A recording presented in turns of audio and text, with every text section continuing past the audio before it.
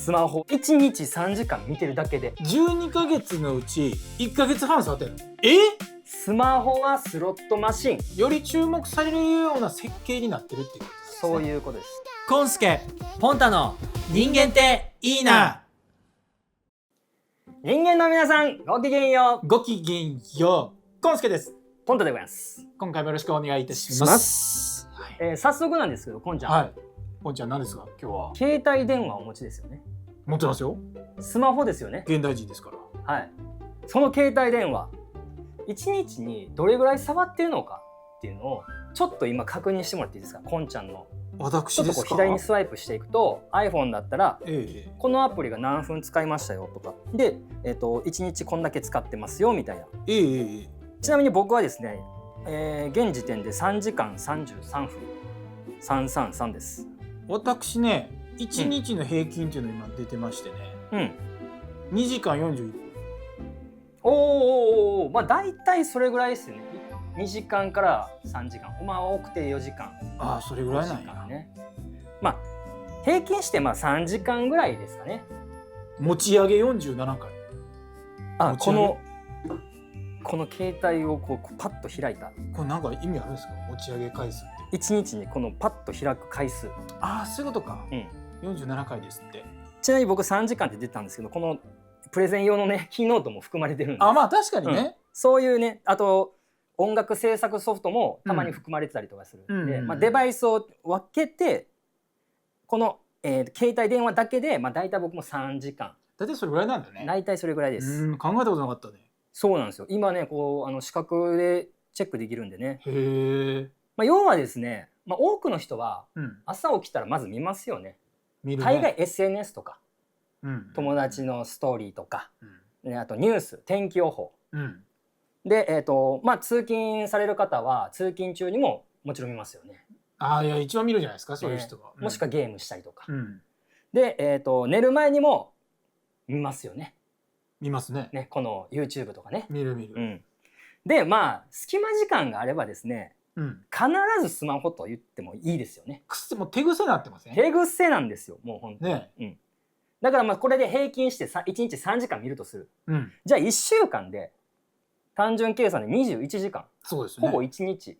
あれ？そう。気づいた？こんちゃん。1週間のうち1日は携帯だけ見てるってこと？そう。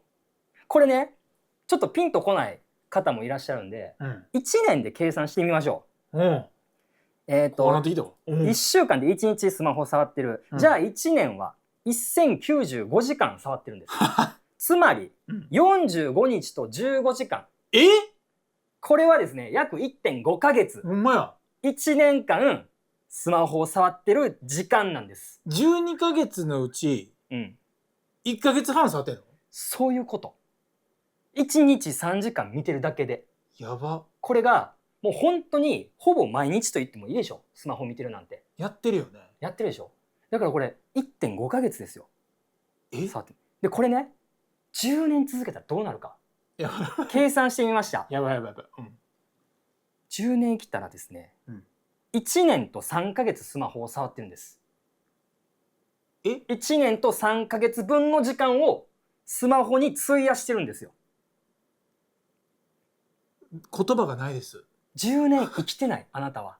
ほんまや。8年と9ヶ月ぐらいしか生きてないっていうことになる。恐ろしいでしょ、ちょっと。いや、いいんですよ。スマホを触るのは悪いっていうのは言ってるわけじゃなくて、これご覧の皆さんも自問自答してほしいんですけど、自発的にスマホを触ってる時間がどれだけあるのか、意図的に使ってる時間がどれだけあるのかっていうのをちょっと自問自答してみてください。だからなんとなくの時間がほとんど占めてるってこと？そういうことなんですよ。やば。10年間1年3ヶ月ぐらいなんとなく生きてるの。やばい。いや、それやばいね。でしょ。こう考えたら、ちりつもで考えたらちょっとゾッとするとこある。いやちょっとリアルにやばいよそれ。そう。もったいなって思っちゃうでしょ。この生活の質を上げたいと思ってる方、ぜひ見てください。いや俺は別にスマホ触ってないね、もうデジタルから離れてんっていう人は見る必要はないです。確かにそうだね。要は今日が言いたいのはこちら。スマホに依存しない生き方。いやこれは現代人の皆さんに次ぎます。耳が痛いです。耳が痛い。耳が痛いです。こんちゃんも。いや、だから無意識に触ってるから、本当に。呼吸するように触ってるでしょ。まあ確かにね。僕もSNS はちなみに。でもね、これは私、胸を張れるんですけど、SNS 僕やってないんですよ。じゃああんまり依存することもないんじゃない？でもね、僕なんか関係ないの見てたでしょ。例えばニュースとか。はいはいはい。うん。ニュースね。それについても今日やります。うん。改善方法をね、一番最後にお伝えしたい。ございますのそれ。はい。毎日ニュース見るでしょ？見る。その改善方法、質の上げ方っていうのがあるらしいんですよ。マジですか？はい。というのもですね、今日はこちらの本です。デジタルミニマリスト。スマホに依存しない生き方。こちらサブタイトルですね。タイトルになっているのが。だからデジタルミニマリストっていうのは、デジタルを極限まで使わないようにした生き方ってことね。そういうこと。はあ。お察しの通りです。素晴らしい。はい。著者のカル・ニューポートさんですね。ジョージタウン大学の准教授ですね。でもうコンピューター科学とかね、こういうデバイス関係のことを研究したり。要所なんだね。そうです。要所なんです。を翻訳してるやつですね。池田真紀子さん役です。はい。はい。でこのデジタルミニマリストがですね、出版されたのが最近ですね。2021年。じゃあでも現代病ですもんね。そうなんですよ。スマホはね。で、どうやったらスマホに依存しないのかっていうのは、ちょっと後半というか最後の方にお伝えするんですけど、そもそもなんで依存してしまうのかっていうのがちょっと気になるところなんですよね。確かにだってさ、用事なんやったら触らんといたらいいと思う。そうやねん。でもそれができないってことだよね。そう。ってことは魅力があんねん。そこに罠があるんですよ。このスマホ実はですね、こういうことなんです。スロットマシン。スマホはスロットマシン。ゲームなんだ。それだけで。そう。一種のギャンブル。でこれがどういうことかっていうと、この本にもね、冒頭に書いてあった通りですね、ちょっと説明させてもらうんですけども、アメリカのドキュメンタリー番組の、有名な番組で、60分間インタビューする、対談かな。そのエンジニアの方と MC の方がソーシャルメディアに対して、対談するというドキュメンタリー番組があったんですね。でそこで出てきたエンジニアの方がトリスタン・ハリス。こちらですね、元 Google のエンジニア。しかし元なんですよ。あれ？辞めた？辞めたんです。なんで辞めたかっていうのをこの後説明するんですけど、彼が内部告発者となったんです。はいはいはいはい。だから不服があったってことは何かの。そうやね。でこれが、インタビュー冒頭で彼が言ってた言葉が「スマホはスロットマシンなんだよ」って。そんな辞めた彼が言ってたの？そうやね。どういうことっていうのをちょっと紐解いていきたいんですけど、テクノロジーってそもそも善でも悪でもないっていう、よく言いますよね。そりゃそうだ。使う人の心だったりとかっていう話じゃないですか。でも彼は中立ではないって言ってるの。善でも悪でもない。でも中立ではない、スマホは。これは何でかっていうと、ユーザーに一定の方法で長時間使わせることを目的としている。つまり中立じゃないってことは、誘ってるってことやな。そう。仕組まれてんの。これが前回もちらっとね、経済についてやったんですけど、アテンションエコノミーです。アテンションエコノミーって何でしたっけ？注意関心、そのものに価値を見出す経済。だからより注目されるような設計になってるっていうことなんですね。そういうことです。例を挙げると Facebook やったりとかね、ああいうソーシャルメディアの類や Google もそうですね。で、そもそもですね、この携帯電話、スマートフォン、10万20万ぐらいしますけど、実質タダみたいな感覚で使ってるじゃないですか、僕たちは。一括じゃないしね、支払いもね。とりあえず渡しますよっていう感じのテンションもね。そうでしょ。でもこれ莫大なアプリがあるじゃないですか。でそのアプリ開発にどれだけの資金がかかってるか、想像したことあります？だからまあベンチャー企業ですよね、そういうアプリ開発の。シリコンバレーやったりとか。ってことはこのマルチデバイス、そりゃ魅力的だよね。何でもできるんだもん。確かに自由度高いよね。なんかこういうアプリないかなと思って探して大体ある。大体あるでしょ。そう困ったらもう今じゃ何でも調べれることできるじゃないですか。ドラえもんや。ドラえもんやねん。そうだからもう夢中になるの分かるでしょ。4次元ポケットなんだ。おっしゃる通り。僕ら4次元ポケットを持ち歩いてるんですよ。いやそれは一見魅力的よ。それだけを聞くと。だからまあ依存するの仕方ないっちゃ仕方ないですよね。だってのび太もドラえもんに依存してるもん。一緒でしょ。なかなか大人になれへんもんね。頭あのままなる。早く自立してほしいですよね。あんなん横にいたら無理でしょ。だってね。まあまあそうなんです。そういうことなんですよ。そういうことなんだよね。そう。常にドラえもんって言ってるでしょ僕らは。そういうことよね。そういうこと。やばい。わかりやすい。やばいわ。まあそもそもまあなんでこんなこと言ったのかっていうちょっとその彼の職務経歴遡りたいと思います。トリスタン・ハリスさんはですね、シリコンバレーでの起業、スタートアップ企業を自らした後にですね、Google に入社します。その後 Google に行ったんや。そうなんです。でその Google ではデザイン倫理学者っていう役職を務めたらしい。これがまあピンとこないかもしれないですけど、プロダクトデザインの倫理やってる、新しい商品になるときに、これは道徳的にいいものか悪いものかっていうのを判断やったりとか、世に出してよいかとか、そうこれがどういう影響をもたらすのかっていうのを研究する方だったんですね。そんな中でですね、ちょっととこうなってきたわけですよ、このデジタルデバイスに対して。で、ある日ですねハリスがですね、バーニングマンというお祭りに参加します。バーニングマン。そうご存知ない？燃えてる男。そのまま訳してるやん。でどういう祭りなんやと思って。これバーニングマンっていうのはですね、ネバダ州の、アメリカネバダ州の砂漠に1週間限定で都市を作るんですよ。都市？何にもないところに町を作るねん。本当都市というぐらい大規模な、一からですよ。もちろん砂漠なんで。でこれ毎年1回行われてるらしいんですよ。要は日常から切り離されたその砂漠というところで生活を体験するフェスティバル。何なのそれ。だから結構不自由なことも多いかもしれない。だから大きいキャンプを想像してもらったらいいかな。だからバーニングマンってだから灼熱のとこで生活する男みたいなニュアンスだよ。そういうこと。なるほど。でしかもお祭りやからみんななんかこうコスプレっていうかなんかすごいお祭りの格好したりとか、お祭りやろう的な感じにしてんの。でそこで1週間みんな過ごすんですって。これ映画にもなってるんですけど、多分すごい有名な映画です。オマージュしてる映画があるんですよ。そうなの？そうマッドマックスっていうあんな感じをイメージしてもらったらいいですよね。あれは争いですけど、砂漠の中でみんなこうやってわーってどんちゃん騒ぎして、確かにそうアゲアゲな感じだもんね。あれもアゲアゲな感じでしょ。で彼がそのバーニングマンにですね参加した時に価値観がひっくり返るような経験をしたと。今までもうデジタルとずっとにらめっこしてたのに、いきなりアナログの世界に行って。そこは何？県外ってことね？県外です。砂漠なんでもちろん使えないんや。使えない。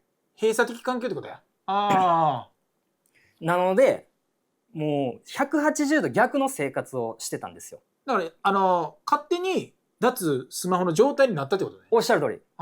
そうなんです。それを1週間続けてた。その体験をしてからですね、俺がやってることは真逆のことをやってるやんけ。人間に必要なことはまさにこのバーニングマンで行われてるようなことなんじゃないのか。アナログに埋もれたら充実したんや。でそこで後にですね、彼はマニフェストを作るわけです。で144枚ぐらいのねこの膨大な量のマニフェストを作ってですね、タイトルがですね「注意散漫をいざなう回数を最小限にしよう、ユーザーの注意関心を尊重しよう」っていうタイトルで、最初は社内の親しい友達にこう渡して「俺が作ったやつ見てくれへん」っつって「この前バーニングマンに参加してきてな」っつって「価値観変わってん」っつって Google 内でやってて。それってさ、会社からしたら逆のことされてるわけよね。そうです、だから最初は仲のいい友達に「これ内緒やで」っつってちょっと見てくれへん？あ、面白いな、でもこんなん絶対言えへんけどなみたいな、言ってたら転送されまくって、やばいやばい、すぐ数千人にやばい、村に知ら渡ったんや。そうなんです。でしまいには CEO にもバレます。やばいやばいやばいでしょ。もうクビじゃんこんなん。いや、こんな考えない。反逆行為やなそれ。そうなんです。でも Google の素晴らしいところがですね、CEO がそれ見ておもろいな君。いやバグってる。Google バグってる。おもろい考えしてるなってなって、製品哲学担当者のポストを新たに作って、君のためにじゃあそれを考える部署を作ろうと。おお、じゃあ君明日からここねって言われてどうやら首の皮一枚つながってですね、まあ Google で働いてたらしいんですよ。で面白いなって言ってくれたからにはちょっと期待するじゃないですか。ちょっと変わっていくのかなこれから Google も。でも数年経っても変化らしい変化起きなかったんですって。だって利益を阻害してるよ、ね、そういうこと、するわけないやん。分かった。飼いならされてる。そう。まあ別に悪く言ってませんよ。まあこれはでも事実だったんで。気持ちいいとこに置かれただけやん多分ね。ちょっとそれを作ってさ、君そういうの好きなんやな、こういう時にって言っただけ。憶測ですけど勝手に言うてるけどそうでしょうね。まあでも面白い考えの人がなんかねそういう計画とかね、いろんないい意見をくれるかもしれないとかね。まあ確かにいろんなメリットもある。まあだから大きなその流れを変えられなかったってことやろ。つまりそういうことよね。みんな知ってたのに賛同は入れなかったんでしょうね。それはだって利益減るもの。それダメで、しびれを切らしたハリスがですね、辞めます。おお、でもすごいねその人。退社します。その人すごいね。で Google のエンジニアって多分給料すごい。いやすごいでしょ。世界一流トップオブザトップの、そんなエンジニアを務めるってことは多分相当賢いんだと思うね。しかも哲学担当やで Google の。ずっと頭脳なわけでしょ。そうで辞めて内部告発者となって、番組に出てスマホはスロットマシンだって言ったんですよ。ほんまのことやんじゃあもう。そうでこれがまあ大体わかると思うんですけど、みんなポケットの中にスロットマシンを持ち歩いてるんだよっつって。でシリコンバレーの企業はプログラミングをしているのではなくて、シリコンバレーの企業はですね、プログラミングしているのはアプリではなくて、人間の脳だって言ってるんですよ。やばい。怖っ。そう告発してますね。で、まあスマホを取り出してね SNS 見てね、いいねやビュー数とかどれだけあるのかなとか期待膨らましたりとかしてね。だから心理的にどう人間が動くかってことを、そういう企業は知り尽くしてるってことだよね。そうそれをこの後話します。知り尽くしてるんですよ Facebook とかね。そうでしょ。行動学とかもだから熟知してるってことなんでしょ。そういうこと。踊らされてんのスマホで。そうだよね。完全に翻弄されてるってことですね。そういうことなんですよ。気づかぬうちにね。それが怖いとこなんよ。でちょっとこのスマホ分解してみましょう。仕組みを分解してみましょうね。まあこの行為依存の原因がですね2つあるんです。何かわかるこんちゃん。依存する原因。待って、スロットマシンで考えた場合、そうよギャンブルよ。勝ちがあるってことかな。勝ち？勝利。はいはいはいはいはいはい。勝とうと思ってやるやんでもスロットマシンって。次なら次絶対勝てるはず。でもね、期待があるんじゃない？もうほぼ正解と言ってもいい。マジか。あともう一つ。もう一個。もう一個。これは SNS やってると、承認欲求。はい正解です。やった。このさっき一番最初に言った、期待すること、これを完結強化って言います。完結強化。そして2つ目承認欲求。完結強化はこんなちょっと難しいんですけど。難しい。もう俺文字バグかなと思った。昔の漢字かな。見たことないよなこの漢字。すごい。完結の結はちょっと難しいんですよ。どういう意味なのこれ。これどういう意味かというとですね、一言で言うと、たまにランダムにご褒美がもらえると、脳は狂ったようにのめり込む仕組み。適度なご褒美っていうことや。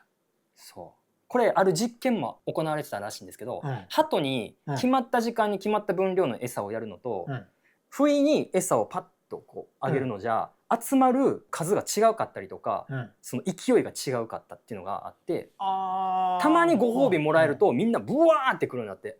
マジでってなるんや。そう。でも決まった時間にあるとなんかこうポツポツポツポツ。確かにね。今日もこんな感じでみたいな。そう。まあその仕組みをですね、この間欠強化というみたいです。だから人だけじゃなくて生物ってそういうこう行動を取りやすいっていうことなのね。そうです。人間もしかり。これがスマホで言うと SNS のタイムラインをこう下にスワイプしていくっていう。で面白いのあるかなって、まあ9割つまらんかったりする中で、まあ1割はちょっと面白い。宝探ししてんだ。そう。SNS で宝探ししてんの。ゲームやっぱ。で、まあ今アルゴリズムの発達で、結構アルゴリズムの打率は高くなってきてますね。体感的には、7割、ぐらいはほぼほぼ面白い動画。自分にとってね。でもそれって完結強化にならないんじゃないの？面白いの多すぎたら。だから面白いの多すぎたら、まあでも確かにね。でも面白いの多かったら見ちゃうじゃんっていう。余計に。余計に宝の山もう合流してる感じ。そう。これまたイエーイみたいな。SNS の中でも黄金で溺れてんのよそこで。だからどこにあるかわからんっていう大前提が人に興味を持たせるってことだよね。そう。次どんな動画来るかなっていう。でショートリールとかやったら、何回かのタイミングで違う分野が入ってくるの。入ってくるね、確かに。でしょ。アルゴリズムで。そう料理動画バーって見てたらパンとこう音楽のやつが入ってきたりとか。急にね。そういう感じでちゃんと仕組まれてんの。それも全部興味あるのやったら飽きてくるから。飽きるね。飽きさせないようにしてる。こんな料理どうですかみたいな。たまにところでこんなんもありますけどって話題変えんねや。それも計算されて作られてるんですよ。やばいやん。やばいでしょ。これが間欠強化原因の一つ。だから僕らはこれ知らん間にこうやってしてるけどレバー引いてるんですよ。スロットのずっとこうやってんや。そう。当たるかな。そうで当たったらまた余計にやるんや。無料やし、しかもずっとやるに決まってるやんそんな。ねえ。やるね。やるでしょ。まあこの間欠強化、とても強力な原因となってます。そして、承認欲求。これはまあ皆さんね、ご理解あると思うんですけど、承認欲求とは、自分が群れの中で孤立していないか、他人にどう思われているか、確かめずにはいられないっていう本能なんです。承認欲求ってそういう意味なんや。そう。俺ちょっと勘違いしたわ。あれ、こんちゃんどう思ってた？なんか人の中で目立ちたいみたいな。目立ちたい。私が一番みたいなことをなんかと思った。でもそれは承認欲求が強いっていうのはそういうことなんじゃないかな。どう思われているかっていう思いが強いってことでしょ。羨望の眼差しで見られたいってこと。そうすごいみたいな。コメントですごいとかいいねが欲しいみたいな。そういう意味なんかと思ってた。でもそれは、あながち間違いじゃないです。だから自分がそのはみごにされてないか、もしくはその中であわよくばいいと思われないかってことを常に気にしてる。そう。基本的にはみんなあるんです、承認欲求って。で、さっき言った目立ちたいとかっていうのは、承認欲求が強い人。特に強い人。なるほど。そういうこと。そういうことは意味分かった。人間はですね、過酷な原始時代を、集団っていう群れでね、生き延びてきた生物ですから。そうですよ。そのためにこの私たちの脳はですね、周囲から嫌われたりとかね、無視されたりすることを嫌がるんですよね。だって生きていけなくなるもんね。そう。村八分になって。だから無視されるってことはつまり死ですよ。死に直結してるわけ。だから生存本能なんですよこれは。ついていくのは。それを巧みに利用したものが SNS。ひどくない？さっきから。それがビジネスになるんです。これがアテンションエコノミー。俺アテンションエコノミーってそんな怖いもんやと思わなかったわ。いや怖いよ。これだから地球の人口の、まあ、スマホ持ってるの8割ぐらい持ってるやん、8割がすでにギャンブル中毒ってことやな。そういうこと。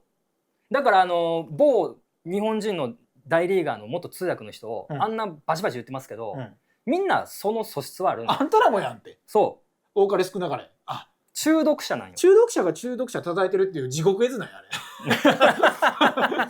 気づいてないだけで。そうなんや。みんな中毒者です。ああ最悪。みんなとはちょっと語弊があるけど、まあ、大概ね依存してる方は。そうやね、一般的な人はってことやな。うわやば。これが、依存してる2つ目の理由、承認欲求。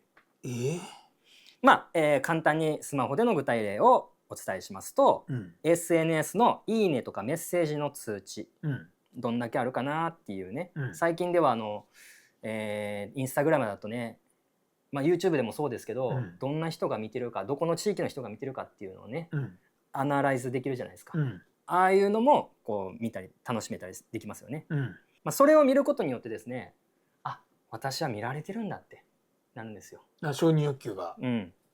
で、通知が来るとですね、こんちゃん分かんないかもしれないけど、こう赤い丸がつくの、アプリの上に、ピコーンって123、であれがあるだけで「お、来た、嬉しい」ってなんねん。私のこと認知されてるってことか。そうなんです。これがアテンションエコノミーの罠です。そこをずっと気にするように作られてるってこと？これも全部そう。これがね、承認欲求、ちょっとこの補足で話すと、Facebook あるじゃないですか。Facebook ができた時にすごい画期的なことが一つあったんですよ。それは何だと思う？まあ、ありとあらゆる SNS ありましたけど、まあ Facebook がパイオニアっていうわけではないんですけど、まあ Facebook があるシステムを導入して、他のソーシャルメディアにも広がったんですよ。いいね。正解。これ、サムズアップ。これがこの承認欲求を爆上げするこれだけでアイテムやったの。そう。発明だよこれ。そう。だって気軽にポンと押せる。でその数で私がどれだけ認知されてるのかっていうの分かる。みんなこれに満たされたい。じゃあ簡単にボタン1個でできるのなんやろな、これやんってなったわけですよ。しかもこれってロゴだから、世界中で使えるよね。そう、ね、世界共通。これだから発明した人すごいよね。で本にも書いてましたけど、実際はその Facebook で有名になったんですけど、パイオニアはまた別でいたらしいんですよね。あんまりそっちは認知されてなかったんだ。でも開発者的な人がいたってことですね。それを応用したんや。そうです。もう今じゃどのアプリでもあるよ。ハートとかあるでしょ。ちょっと形を変え品を変えね。あれが素晴らしい仕組みだったんですよ。あれでも革命が起きたわけです。じゃあこの仕組みを理解した上でどうしたらいいんだ我々は。いや助けてください。ね。助けてください。助けてあげましょう。助けてください。このデジタルミニマリスト、救済方法を書いてました。どういうことかというと、デジタルミニマリズムそのままやんなんですけど、まさにミニマルにすることが我々を救ってくれるんです。極力使わないってことですか？意味としては。意味としてはそういうこと、なんですけども、ちょっと細かく見ていきますね。ようやく本題です。でこのデジタルミニマリズムですね、3つの、原則があります。まあ、簡単に紹介しますと、1、あればあるほどコストがかかる。まあ、これはですね、あまりにも多くのデバイスやアプリ、サービスで自分の時間や注意が埋め尽くされた状態は、一つ一つがもたらす小さなメリットの総和を帳消しにしかねない。まあ、要はですね、過去に偽仕事でやったジェボンズのパラドックスって覚えてないですか？覚えてます。効率化が消費を呼ぶんですよっていう、あればあるほど、コストがかかるという、そして2番、最適化が成功の鍵である、これもやりましたね、デザインの回で。最適化がこそ全てだと、そして3番、自覚的であることが充実感につながる。ここが一番大事、これは、どういうことかっていうのをこの3つ、一つ一つ細かく見ていきます。お願いします。まず1番あればあるほどコストがかかる。これってどういうこと？ちょっとって思ったんけど、これって何？企業側の話これ？それとも使ってるユーザーの話？